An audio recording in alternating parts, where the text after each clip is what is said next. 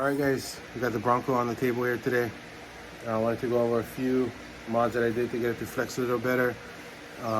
Keeping these tall mudslingers on there, it's quite a challenge with the hard body.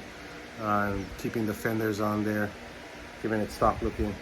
I probably could get away with it with some telescoping shocks and some limiting straps, but I want to, just kind of stay away from that.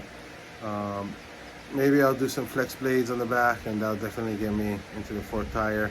I'm almost there. It's right there. Maybe trim this out a little bit more and then get it there. All right, so number one mod, it's been all over YouTube. I did mine maybe about 4 months ago, 3 months ago. You're back on my channel and look. Was a bumper flip mod. So this is a really good mod if you got a Bronco. You just unscrew these screws here, flip this around stock position. These are facing down. Flip it over, take this bumper off. When you flip it over, your bumper is going to be upside down. So you take the bumper off and then flip it right back the way it's, right side up.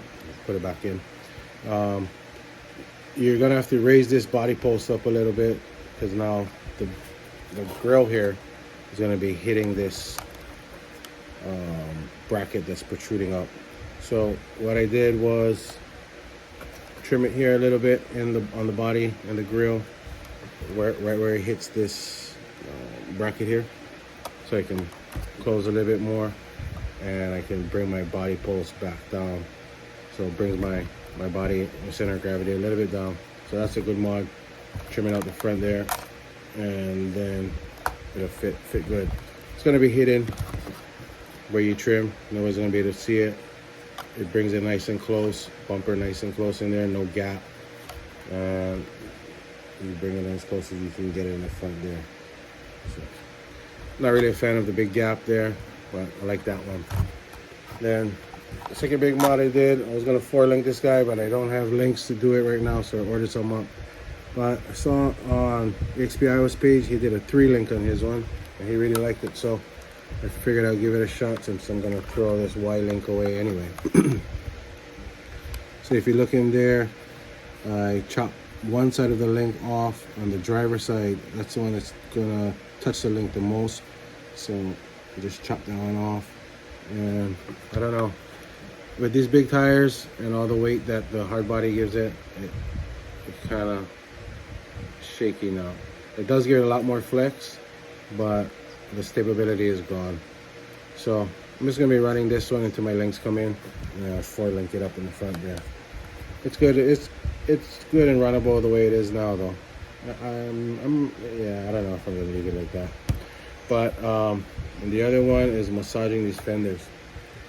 So in the stock one here, there's like a big square plastic piece there. This is the first fender that I did on this side, and I went a little too far, but I think it'll be okay. So the next ones, make sure the tire doesn't touch up top here. It's touching in the back here and in the front, so you don't really need to massage too much over here. Just here and the front, and you should be able to get those mudslingers in there pretty good. So I did all 4, front, back. The back, it's tucking in really nice now. Before it was touching the front there, and there was a big gap up top. So just massage it down to where it's touching right here. The tire is just touching there. So you're gonna need to trim in the front here and the back a lot. And then I just trimmed this bumper there, if you can see it. So it's kind of following the line of the fender there. Here it was coming out to about here, and the tires were always touching. So now the tires fit in there really good, and it's giving it a lot more flex. So that's another good mod. Trim the back bumper, and then so these fenders still got the whole fender there, but it's really thick. I don't know if the camera can see it. Like a really thick plastic. So I just massage it down to where it's kind of thin now. Definitely gonna have to look into getting some rock rails or side protectors on there, just to protect the fenders a little bit more now, since I massage it down a lot. But I don't really do too much crazy rock climbing with this thing, just on the trail, and on my home course, so I think it'll be okay.